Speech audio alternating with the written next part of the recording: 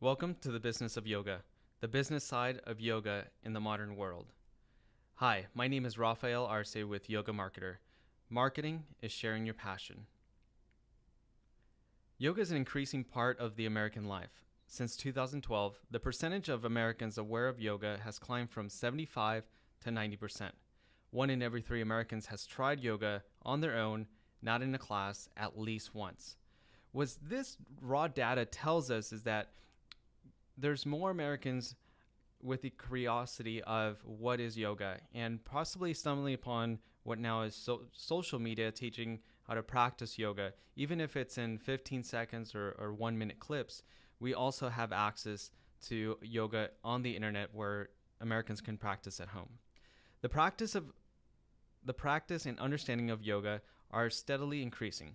Approximately 37 million Americans practice yoga today, up significantly 20 million from 2012. 34% of Americans say that they have at least somewhat likely to practice yoga in the next 12 months, representing more than 80 million Americans, which is a huge gap for the potential of you sharing your passion for yoga. 74% of American practitioners have been practicing for 5 years or less. So what this means is that even though if you are just getting into the practice of yoga, 5 years or less is not a whole lot. You'll start seeing that yoga from now on, you will see that it'll increase the awareness of the benefits inside of it. So there's a huge calling inside the industry. So since 2008, we had about 15 to 16 million practitioners. And now going to 2016, there's 36 million practitioners. And if you divide that up, you can see what's going to happen in the next 8 years with yoga as well. Over 36 million Americans are active yoga practitioners. 72% of them, which is 176 million, have never tried yoga. What this data tells us as the amount of information, the amount of social media, the amount of training that there is regarding yoga, the market is still wide open for you to share your passion. If you feel overwhelmed that there's so many influencers or yoga teachers, there's still a lot of underserved Americans who need to know yoga. And yoga comes from different shapes and sizes, different practices. Sometimes yoga could be gentle, it can be more restorative, or it can be more active.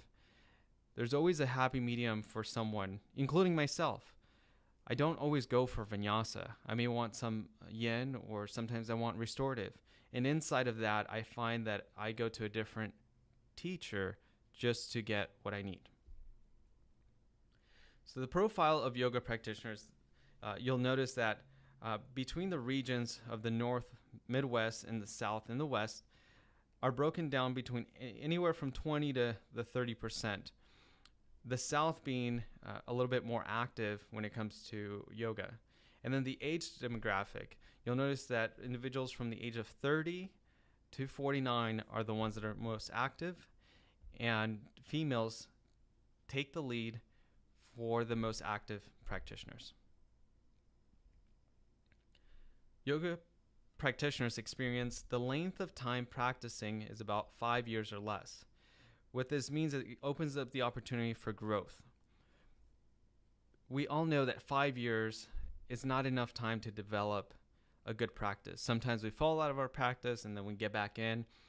The data you're seeing now, the way you can interpret it in the business side of yoga is the opportunity that others have by growing their practice, the ones that have 1 to 5 years experience practicing. You may even fall into this category like myself.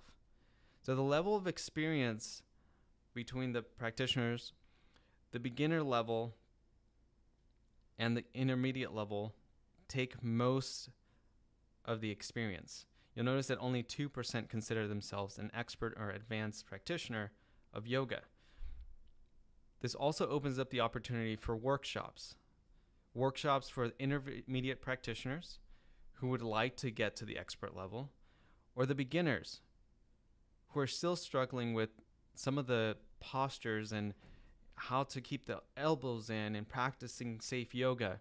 There's a lot of opportunities for you to teach inside of these two realms. So keeping those two in mind, you can ask yourself, how can I serve these undervalued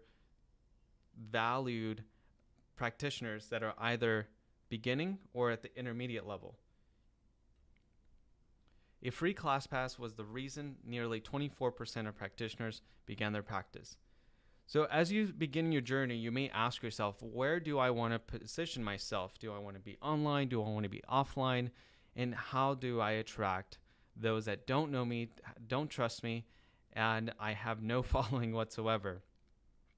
A free ClassPass was the reason for nearly 24% of that.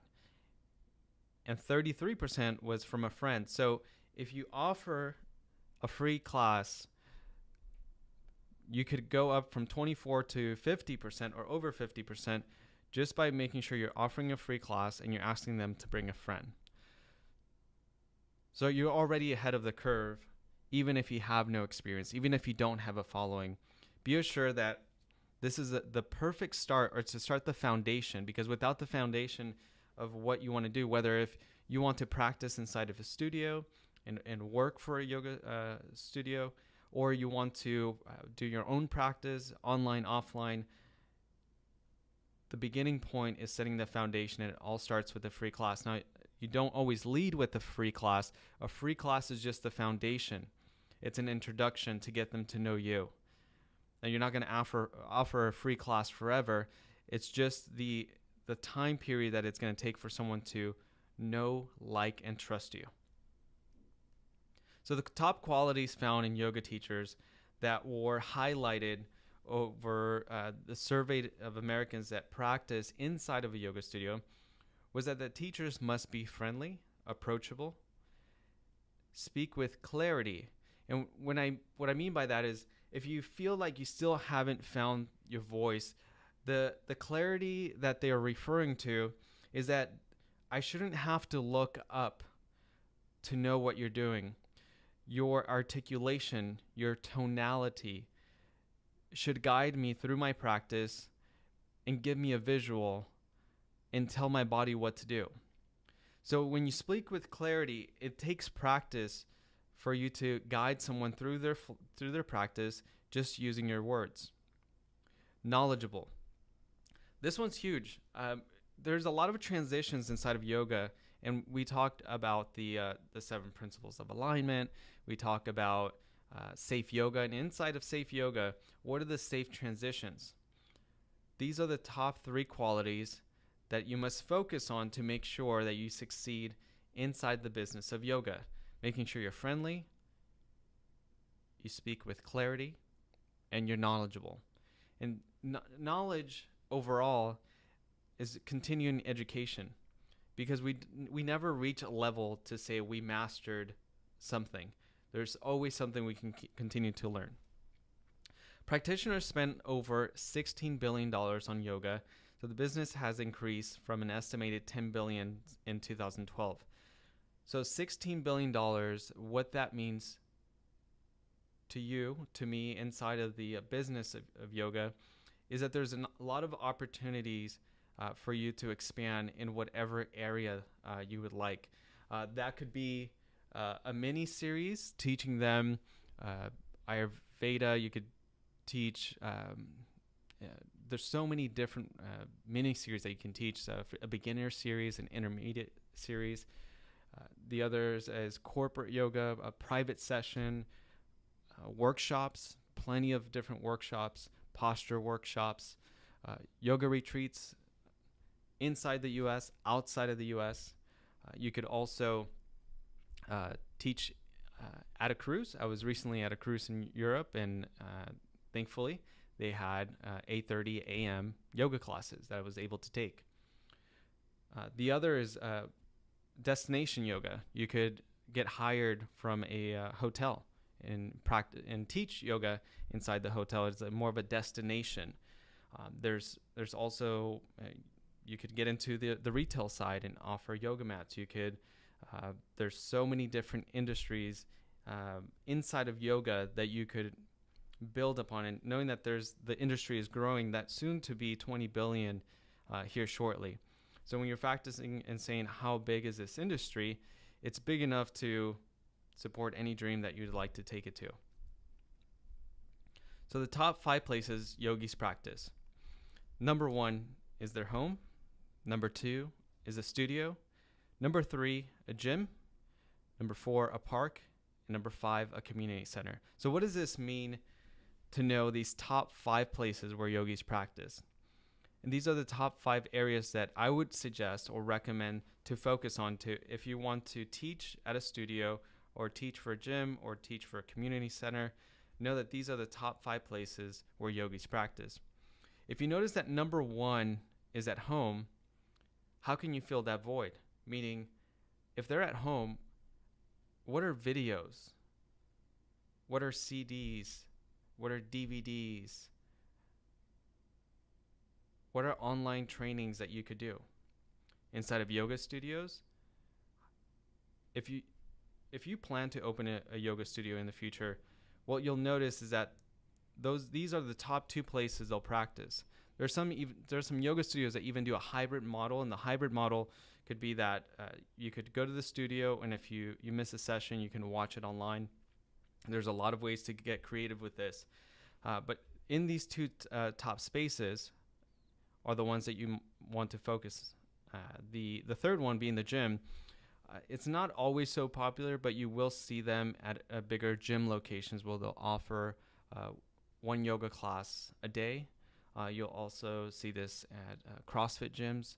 You'll see this at boxing places. The awareness of yoga is creating into other industries by just offering 1 class a week. So taking all of this information, saying, how can I benefit from this? Well, if you're asking yourself, where can I teach? Where can I serve my community? Then I would look no further than these top 5 places and ask yourself, which one do you want to be in, and how can you provide value? So finding your tribe. Who's your target audience? You may have heard of this. It's called your avatar.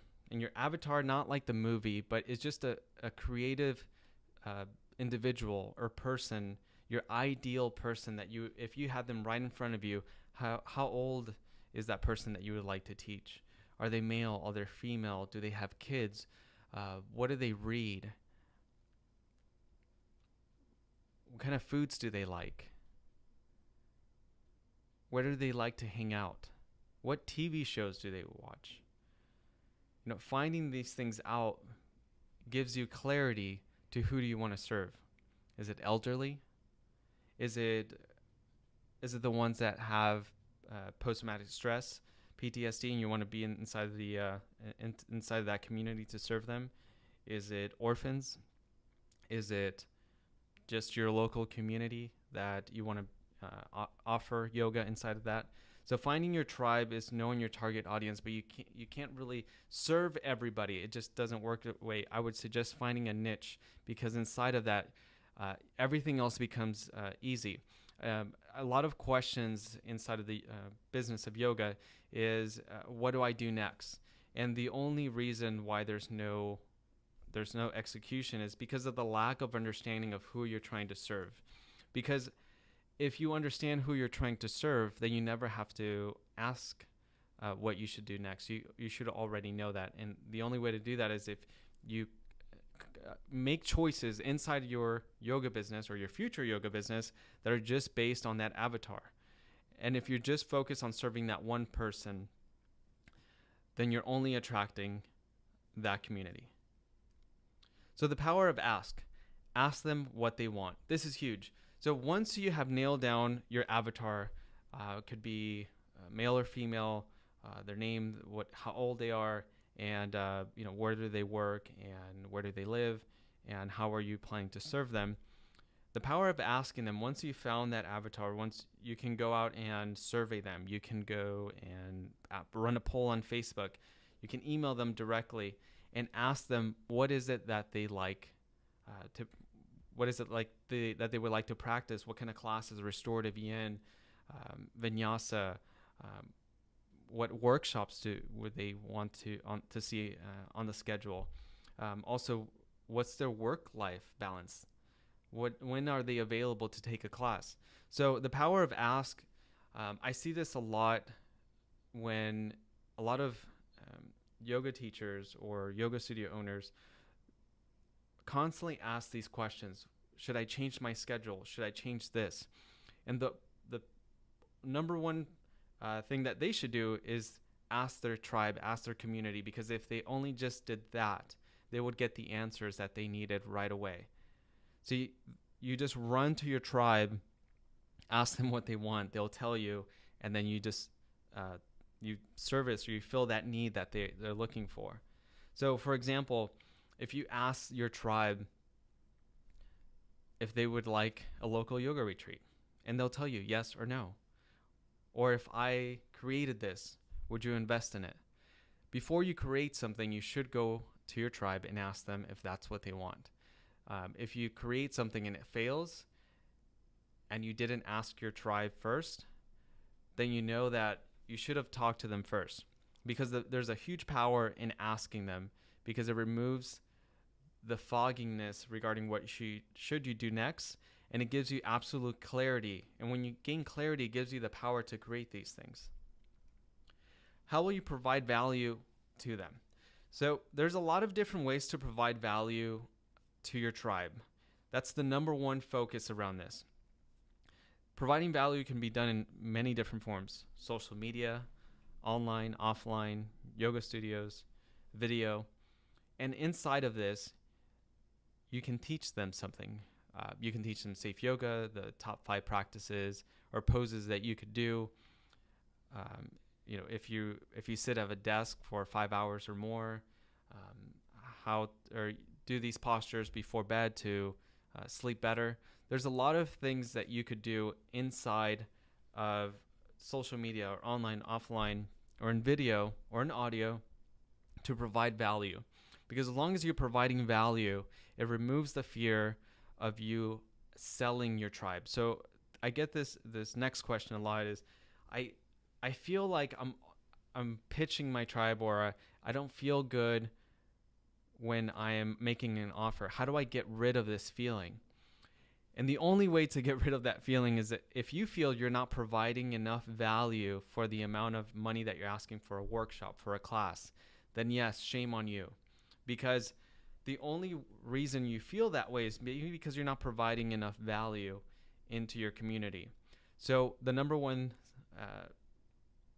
tip that I can give you inside of your yoga business is build value. Always build value and invest in them. And that could be done really easily on social media. That could be done inside your yoga studio. And there's a lot of platforms that you could do that on. Now, choosing a platform is very important, because then as you're starting on, a lot of the times you'll get confused as, should I be on all platforms? Should I be posting the same image or the same content on one as the other?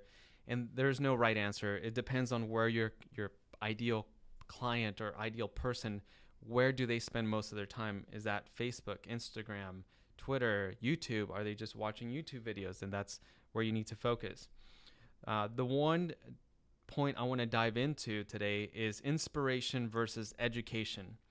So by now, many of you that are probably watching this have an Instagram account. And Instagram, it's a different type of social media platform.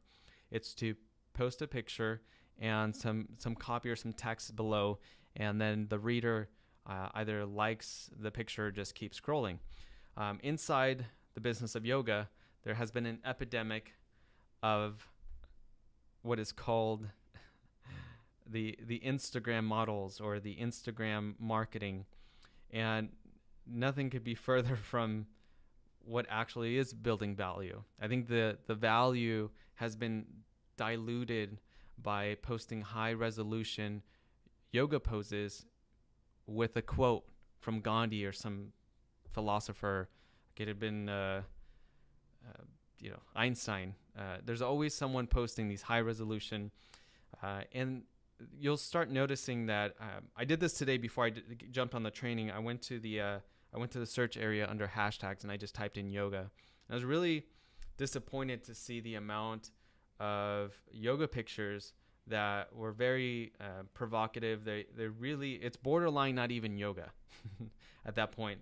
Um, and the reason why I'm so disappointed is because it doesn't provide value. I don't follow any of them, any of the Instagram yogis or any of them. There's very a small handful of individuals out there that are providing value, that are giving you video tutorials or poses that you're doing incorrectly or how you can injure yourself. And those are the ones that I praise. Those are the ones that are going to succeed in a world of noise, because the only ones that are going to follow you, especially if you're female, you're going to be attracting males. I've gone to some of these posts just to prove my point, and majority of the comments are inappropriate male comments regarding the pose that the yogini is in. So is it really inspirational versus education? And that's the point I want to drive into, that don't make the same mistakes that they're doing just because they're posting pictures about those poses. It doesn't necessarily attract your end viewer.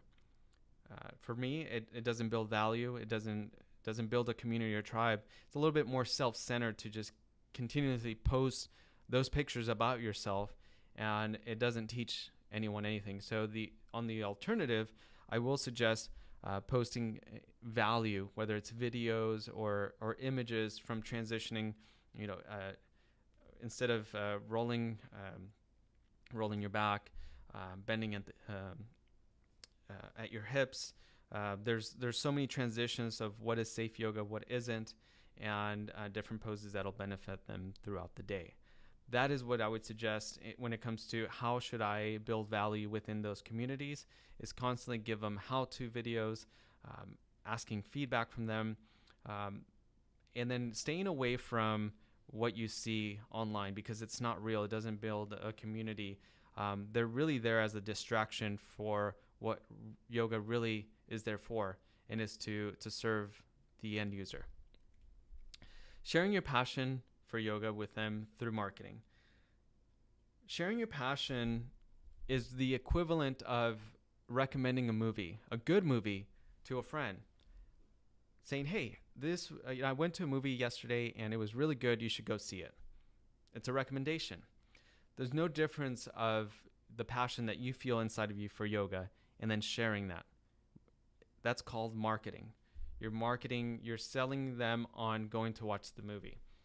You're doing the heavy lifting for the producers, because you watch the movie, you're now asking your friend or relative to go see that movie, which they have to go and pay and see. Now, you don't feel bad like you're selling them something because you're not collecting the money. However, the box office will collect the money, right? So that if I can just bring that all together and just get past the idea that marketing is really hard or just doesn't feel right.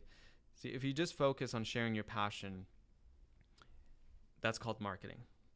So removing the fear of marketing comes from just sharing your passion. So let's dive into finding your voice inside your tribe. So now that we've gone through the business of yoga, we've gone through finding your ideal person or client that you would like to teach or serve inside that community. The next question that I usually get is, how can I enter their world? It's, as a new yoga teacher that is probably watching this, or if you're watching this and you already are a yoga teacher, you own a yoga business, finding your voice inside of of teaching is one thing, but finding your voice inside of you to deliver to your tribe is completely different. So teaching yoga, you'll have your voice there. Just as public speaking, there's some great public speakers, but they would make terrible yoga teachers because they're just so used to speaking at people and not guiding them through their body. The same with when you're talking with your tribe, you'll have to find your voice.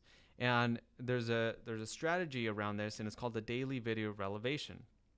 And if you are following me on social media, you'll see that I use the same strategy or this same breakdown to communicate with the tribe or communicate with them and them connecting with me.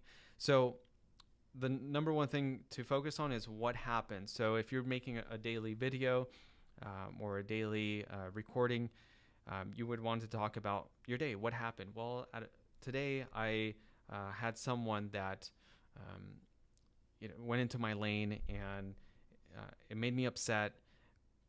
But why that mattered for me, so now we're going to the why that mattered to me, is because it made me feel like even though I plan to get to my destination, there's some distractions throughout the day that can alter how I feel. And then inside of that, I found a lesson. And the lesson was that I control my emotions. And sometimes it's very easy to just let go of these emotions and put it onto other people's, my friends, my family. But what I want to do is every time something like that happens, I take time to myself to take a step back and know that probably it wasn't intended, and maybe it triggered me to feel upset. But at the same time, I know now that I need to take a step back and know that those things can't alter how I feel inside. So those are an example of a video relevation. They can be super short. They can be a little bit lengthy. But inside of that, when you're communicating with your tribe, making sure that you follow this platform, if you're creating daily videos or an email of what happened, why does it matter, what's the lesson that you found inside of that, and then how do you apply it. And this could be anything that happened to you that day. It could be something that you found through when you were in Shavasana. Usually we feel a lot of relevations, but finding what to say to your tribe will come from these daily videos. If you practice this, it'll be easier for you to communicate with them, and you don't feel like you're so much marketing, but talking to them. So social media is the primary method of promoting classes. Social media has become the number one platform to do this. Not flyers, not word of mouth.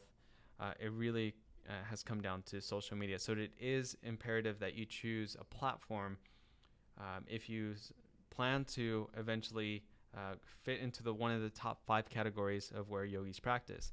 Now, what I've seen inside of yoga studios, if you plan to teach at a yoga studio, even some of the yoga teachers plan on having their own social media account to promote some of those events. So the number one area that you need to be focusing on when it comes to yoga is social media. And the top 3 that I would focus on is Facebook, Instagram, or YouTube. Those are the top 3 that you could share and promote some of your classes. And then more than half of the teachers report posting a yoga selfie and making yoga instructional videos. So over 70% report not making any money from it. So the reason why I posted this inside the research that was done is that they're to drive in the point about posting a yoga selfie. And over 70% of the individuals posting these yoga pictures report not making any money from it. So a lot of the times it's not so much to create value or to bring in money to donate to a cause, to pay bills. It's really more of a self-centered way to look at yourself just for posting pictures. Well, that's what a selfie is, right? It's just to posting selfies. Now, if you're just doing that to do it, that's great. But when it comes to the business of yoga, there's not a place for that, because what plays out in this in the business world is building value for the end user. So sometimes we may confuse inspiration with education. Some of the pictures may look intimidating because I may never be able to do that pose because I'm my weight, or my body doesn't do that. And sure enough, with enough practice, but some of us are just, our genetics are different, right? So it may also drive away those that you're trying to serve because it may be too intimidating. So start with value first. It will remove the fear of money. So removing the fear of money comes from providing value. If you always feel like you're providing value and then you ask them to invest into a retreat, a class, you won't have any fear. You won't feel like you're selling them because you're providing value. And if you lead with that, that is the number one way to remove the fear of money. So how do we do that? So for those that are new, or you are you maybe have a yoga studio, or you have a yoga business online, you're doing videos. There's a strategy that has always worked, and sometimes even if you feel like you already have enough business, you should, or enough people in your tribe, you should always continue to keep growing it. So here's what I call the Curious Yoga Teacher script, and this is a script that gets posted online. If you're brand new, even if you've been in business for quite a long time, once in a blue moon, it's probably a good way to start off with a free class. So if you have a pen or pencil, you want to pause this video, it'll be on the next slide. Hey city. So the city, for example, could be Los Angeles. Hey Los Angeles, I recently completed my yoga teacher certification, and I want to keep growing. I want to keep sharing my passion for yoga. I'm offering a free yoga class on date at the location. If you're new to yoga, this is the perfect time to try a first class. The only favor that I ask is for you to give me your honest feedback at the end of the class. It will help me grow my passion. Sound fair enough? If you can't make it, it will help me by sharing this post to let your friends know. The space only holds X amount of people. You would fill in the blank. Register in advance. Register through eventbrite.com/your link. P.S. Bring a yoga mat. If you don't own one, you can go to Target or Amazon. P.S.S. Bring a friend or tag them on this post. There's a couple of things that are in this post. One is Eventbrite. Eventbrite is a free application that you can use online, and it'll give you a link, and it looks really pretty, and you can share it, and people can register through there. Two, I would suggest making sure that you have enough space to hold a certain amount of people, whether that's at the park or at a community center, anywhere that you'd like to teach for free. Give them the opportunity to do so, and then be ready for feedback. So when you ask them for their honest feedback, here's what we're gonna find out is whether your class was too slow or the music was off. These are not to critique you; it's just to build you.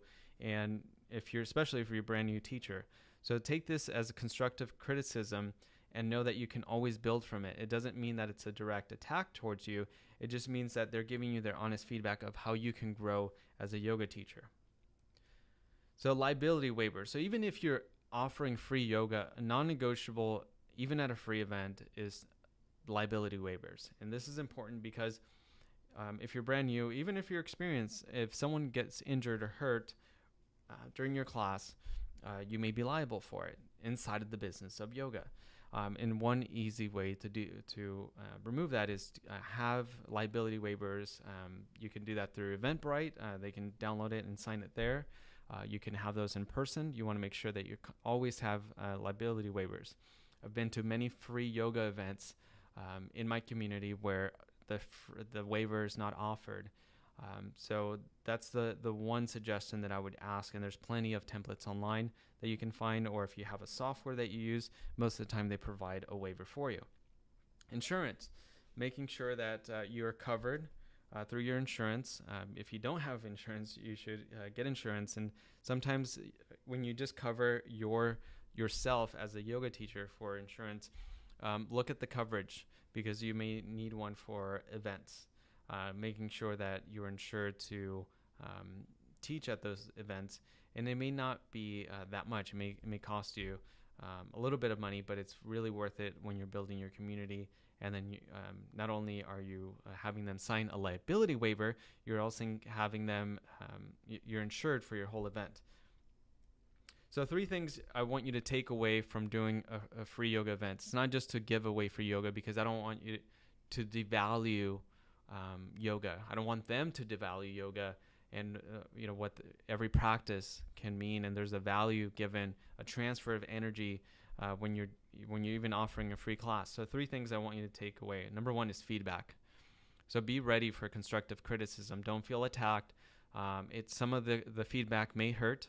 I've been there when I've gotten feedback and it just doesn't sound good, but it is what it is, and you go back and you fix it and you get better, and then you get better, and then you get better.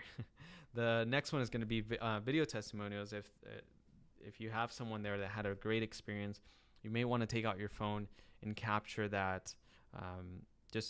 Not your voice, but just capture them explaining how they felt after your class. Maybe it was a good Shavasana, maybe it was the best class they've ever had, whatever that testimonial is. Make sure that you offer a video testimonial, because that'll capture the way they felt, and you can share that with others as well.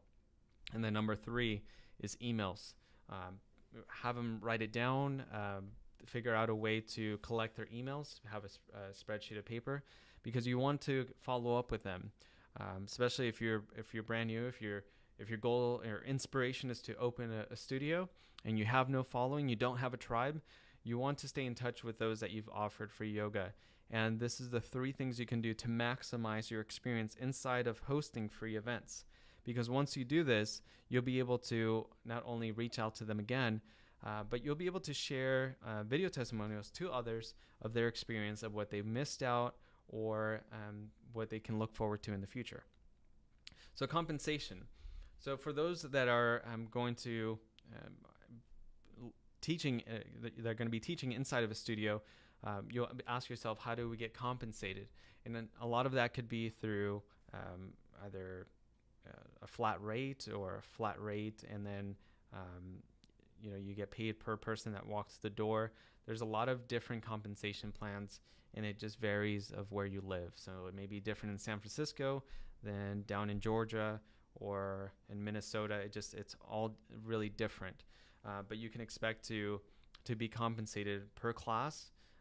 And then I'll dive into an employee versus an independent contractor. So an employee, you may be paid a flat rate per hour, but then you get your taxes and Social Security and everything else deducted from your paycheck.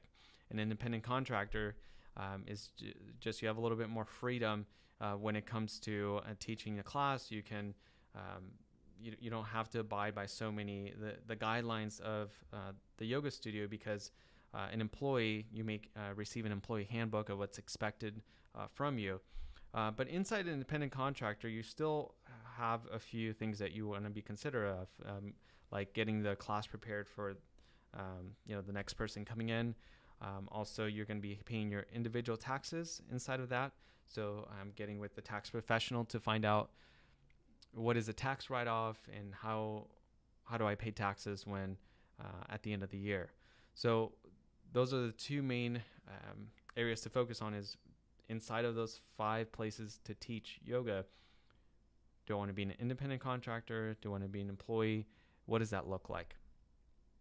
So marketing. So marketing is compiled of 3 different things, which is, one is your messaging, your offer, and the investment. So it's very, very simple. This is just marketing inside a message. Is you're making an offer, and then at the end you're asking them to invest.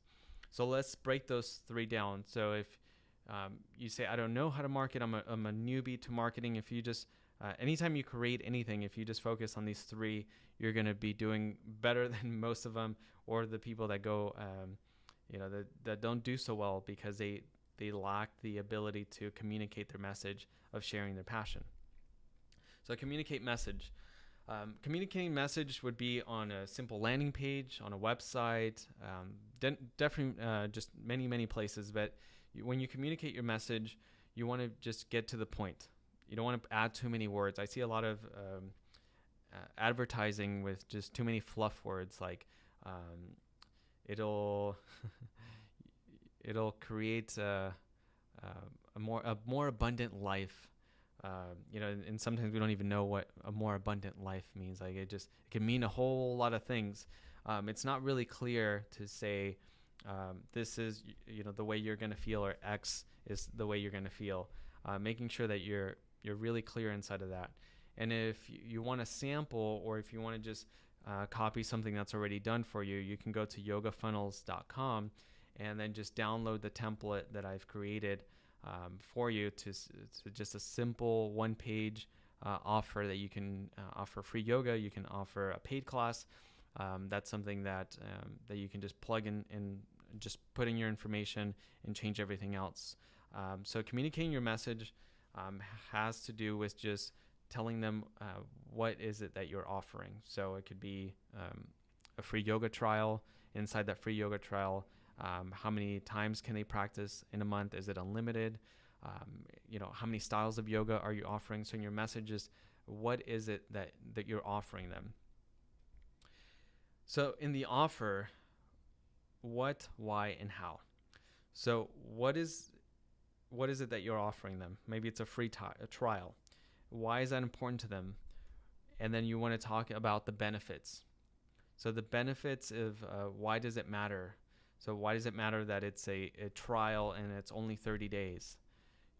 So inside of your messaging, you must cover why is this offer important to them, and then also how can they take advantage of it.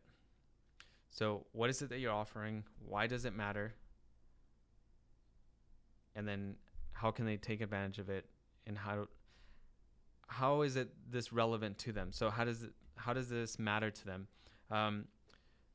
There's a lot of offers that I see when you're just starting out that you're not very clear on what is it that you're offering, why does it matter, and how they can take advantage of it. So investing, here's one simple phrase that you could do to remove the fear of selling.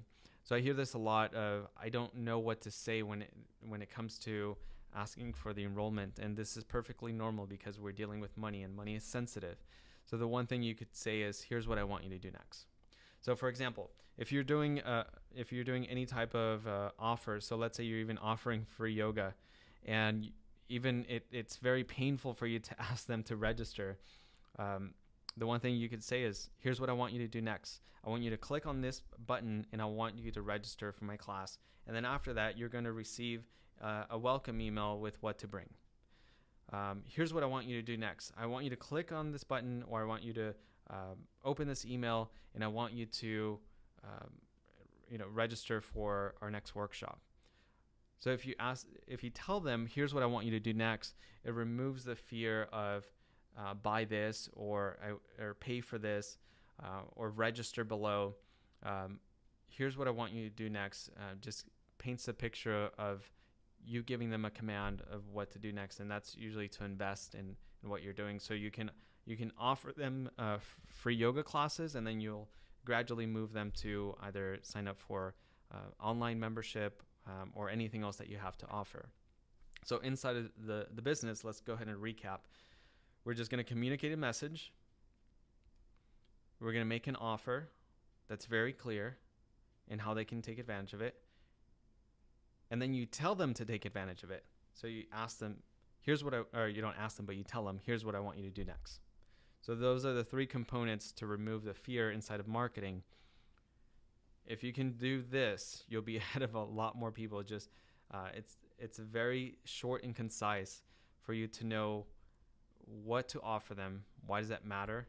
Because a lot of the times it's not how you feel or what you have to, what you benefit out of it. I mean, or anything that has to do with you. It's always about what's in it for them. They always want to know what's in it for them. Why should I take advantage of this offer? Why should I sign up for this yoga retreat? And it's usually in your offer and explaining why does it matter? So follow up. So once you've completed this and you've done your marketing, the follow up is very important, because in the follow up, it's often said that a lot of the times no one follows up with after the first point of contact, and the reason being is that you didn't forget about them, you just didn't have a way to follow up with them, or a system or something in place. So email, text, or voice inside a follow-up is the best way to do so, meaning following up with them after a free class and saying, hey, I'm offering another free class.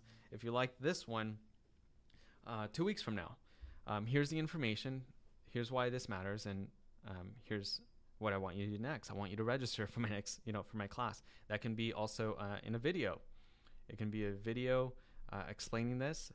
But the one thing that I would recommend is constantly follow up and keep your tribe engaged, the ones you're trying to build. Even if you have an existing business or a studio and you're watching this, and you're asking yourself, how many times am I following up with my tribe? And if the answer is less than 3 times a month, or if you don't have a system to constantly communicate with them every single month, then you're losing them, because they're not so much in your community now. They're being distracted with other things in life. And a lot of the times, to make sure that you keep them engaged, is keep offering value. I get this question is like, what should I be offering inside my message? And it's just value. Could you give them a couple quick poses? Could you share an article with them? It's really easy to keep them engaged and building value inside your tribe. So here's the one question that I want to ask you is, how are you going to provide value inside the top 5 places yogis practice?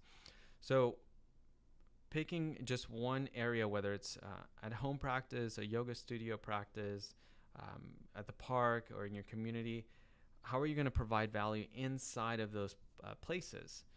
Because if you just pick one, you're already over a head start, whether it's a studio or you just want to do a community event, that can work as well. But just choose one, or take some time to figure out where is it that you want to fit inside of those places. And then here's what I want you to do next.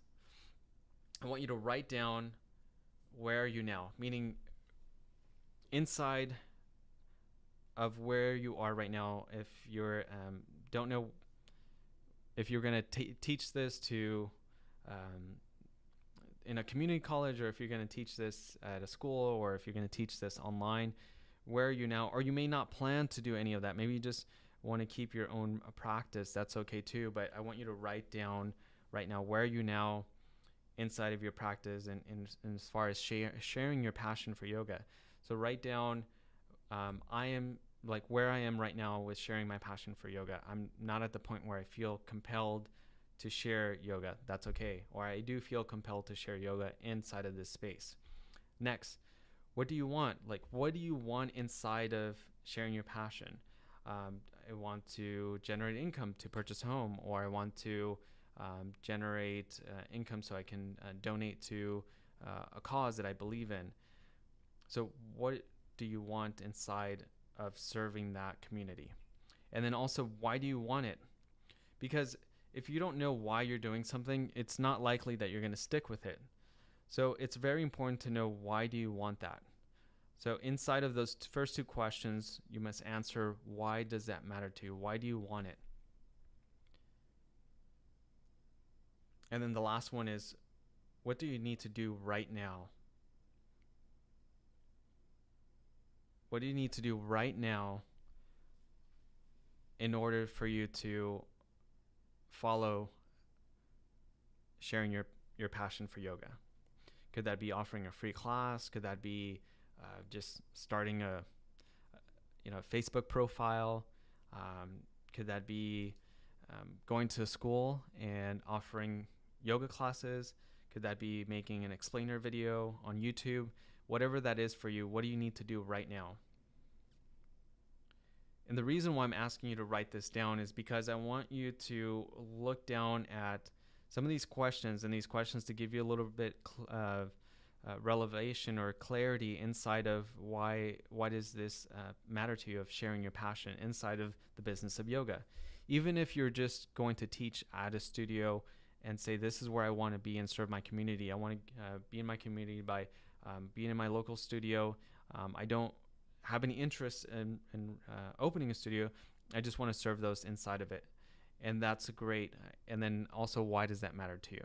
So I want you to ask yourself those questions, write it down, and then that'll give you clarity on what to do next. So that is all that I have for you today with Business of Yoga, the business side of yoga in the modern world. It has changed drastically, and it's going to continue to change in the way that we see yoga. You'll see a lot of growth inside of the social media aspect, but it also creates a lot of noise. So if you can see past that noise and provide value, then there wouldn't be a question of whether you're selling your tribe or if you're genuinely making an offer for them to then invest. For them to invest. Now, the one last thing that I'll leave you with is that every person you come in contact with going forward when teaching, they're going through a journey just as much as you were. So in this journey, where do they fall in this journey, whether they're beginners or they're intermediate, and how can you guide them? How can you build value inside of their world of wherever they are in their yoga practice? And that's where you come in. Thank you for listening, and I will see you on the next training.